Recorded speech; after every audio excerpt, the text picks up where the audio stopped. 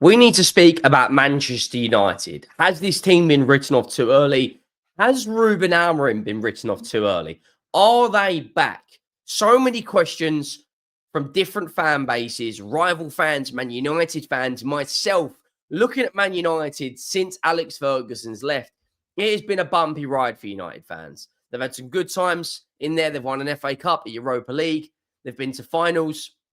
They've finished second under Jose. But now I actually believe, looking at the fixture they've got coming up, looking at Ruben Amorim has now got 3 wins in a row at home this season, beating Chelsea, beating Liverpool away, winning 3 games in a row with decent fixtures coming their way. They played the likes of Wolves. They play Nottingham Forest, who are in turmoil right now. I think the United strand, first of all, is finally actually going to get a haircut. But I do believe, and I said this in the summer, once Ruben Amorim gets a full pre-season under his belt, he's not a bad manager. I personally believe he's not. There are some, I guess you could say, huge problems at that football club in recent years, which hasn't always been the manager's fault. But someone needs to be held accountable, and that has been the manager. I personally believe right now, Man United can get back into European positions. And if this sleeping giant wakes up, because let's just be honest, Man United are the biggest club in the country, and they're one of the biggest clubs in the world. If they wake up, getting back into Europe, let's say hypothetically they get in the Champions League, spend that Champions League money wisely, like they had with Cunha, Brian Mbeumo, Lenny Yoro, etc., etc. Sesko will become good eventually. If they spend the money like this, Man United are going to be a problem. Scary times could be coming back to the Premier League because they absolutely dominated the Premier League year after year after year after year. 13 Premier League titles under Fergie, but I do believe I think the slander on United, the banter at times is funny, but I do believe it's a little bit over the top at times. He's not a bad manager, Ruben Amorim. Lots of people wanted him. Liverpool fans wanted him at Sporting. His system might not be for everyone, but once he gets the right players in his system, I do believe it can get a lot of good results. And right now, Man United are above Chelsea. They're above Liverpool. And if I said to a United fan out there, 9 games into the season, would you be happy with a point off of top 4? And yes, it hasn't been an unbelievable season, but definitely considering last year they were down in the dumps with us, 16th and 17th, or 15th and 17th. 2 of the worst footballing sides in the Europa League final. But we're here to talk about it. We're going to break it all down in this video. Make sure you go down and drop a like if you haven't already and you enjoy the content. We've hit 1,000, 2,000, 3,000, 4,000 likes on videos, which is obscene. And make sure you also smash that subscribe button. We just hit 82,000. Now we're approaching 82,500. So the support is just overwhelming at times. Now, Man United just beat Brighton the weekend, just gone 4-2. 2 goals from Brian Mbeumo, Casemiro, and Cunha. 13 shots, 9 on target, which is a sign of a clinical side. Now, this 11, apologies if you hear the occasional sniffle. I've actually got the cold. I'm a big fan of Brian Mbeumo. I wanted him at Spurs. I think last season he was one of the best wide players in the league. 20-odd goals in the season, which was absolutely insane considering he didn't take a huge amount of penalties. Cunha as well.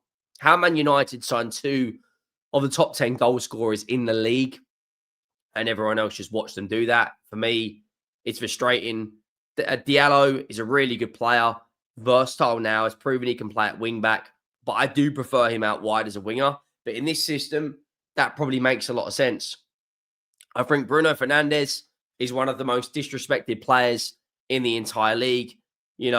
How year after year after year, he still manages to get a huge amount of GA. Dalot, Shaw looks better now. Harry Maguire in recent times, gone through a tough time. Stripped of the captaincy, carried on going. Lenny Yoro will be a good signing, still a young player. De Ligt, and they've actually looked like they've got a good goalkeeper now as well. Lemans has actually been a good signing for United as well when you think about the recent years they've had with Onana, who let's just be honest, was a disaster signing. You look at this bench now as well, it is getting better. Academy graduates like Haven, young signing who's come in, Ugarte, Dorgu, I don't think is a bad player. Joshua Zirkzee, one that I don't think will get a huge amount of football. Mason Mount has come in, played some of his best football this season as well. And when I look at the United games they've got coming up, and I look at the league table, I personally believe there is a very good chance Man United getting a European position this season, and that will be something to build on. They're 1 point off of top 4 right now. This Premier League title race, I don't think you'll see an 80, 90, 95-point season. I think the Premier League will be won on about 80 points. I think Arsenal right now are the outright favourites. I think City will probably finish second. But the way Liverpool are playing right now, 4 straight defeats in a row. You know, Man United now won 5 games, which is the same amount as second place. If they can convert them defeats into wins or draws, they're going to be right up there. And with the fixtures they've got coming up, I'm not saying I don't want to jinx United because I don't particularly like them, but I try to call things as fair as I can. Nottingham Forest away should be 3 points for Man United. Everton at home should be 3 points for Man United. West Ham at home, who are in absolute dire straits right now, should be 3 points for Man United. Wolves away as well. Palace away and Spurs away will be very tough. We beat them 4 times in a row last year. Home and away in the league, in the Europa League final, and in the FA Cup. But we're not a team right now that's performing well at home.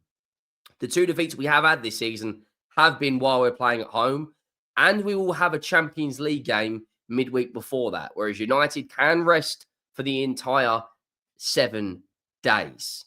So Man United, if they get a positive result against Nottingham Forest, I believe will fancy their chances against us and be going in there with huge, huge confidence off the back of 4 wins in a row.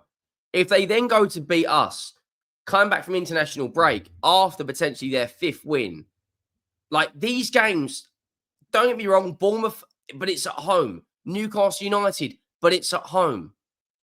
Like there are some tough games in there, but the home form this season is where they've got majority of their points. You know, other than a defeat first game of the season, but I did think they handled themselves very, very well. And, you know, and I look at if Brian and Mbeumo can continue this form with 4 goals and 1 assist in 9 games, plus he got that goal in the League Cup, 5 goals this season. If Cunha can take this form from the Brighton game into Forest, if they can get Sesko up and firing, I genuinely believe they're going to be a problem, a big, big problem. Man United, if Man United somehow get Champions League football this season, go into the summer, we know their hierarchy will always spend money. The narrative that Man United are broke, I've never bought into that. I think that is complete bullshit. I think Man United are a team on the up. I'm not getting carried away, and I'm not going to start saying they're in title races when I speak about Man United. But they are 3 wins in a row, which is something Man United haven't had for a long time under Ruben. But every home game this season, they've beaten Burnley, they beat Chelsea, they beat Sunderland, they beat Brighton.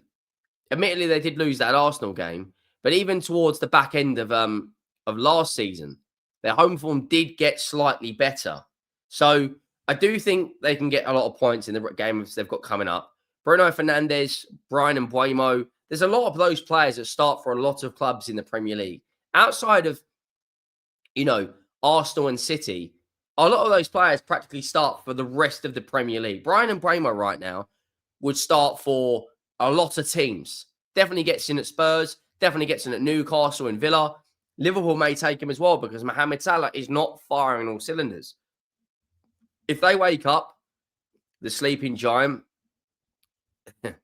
it's going to be a very, very interesting game. Even the probability win percentage for their game against Nottingham Forest is nearly 50% for a Man United win, only 27 for a Forest.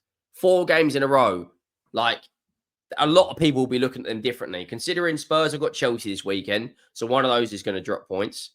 Liverpool have got Aston Villa, so one of those is going to drop points. Man City have got Bournemouth, so one of those is going to drop points. We could have a weekend where at the end Sunday, when it's all said and done after the 4:30 kickoff, after the Bournemouth City game, Man United could actually be second. Like, that is insane. If Chelsea beat Spurs, Man City beat Bournemouth, or if Bournemouth, no, they'd be about third. But still, if I said to you after 10 Premier League games, Man United would be third, you'd have bitten my hand off. We've got a tough game at Chelsea. Arsenal will comfortably beat Burnley. Bournemouth have got City away. And I think Sunderland have got Everton. But if Man United wake up, guys, it is a huge, huge problem. Let me know your thoughts down below. Make sure you go down and smash that subscribe button. Smash that like button as well. I will be covering the Manchester United game tomorrow. But for now, guys, thank you all for watching. I'll see you next time. I am out.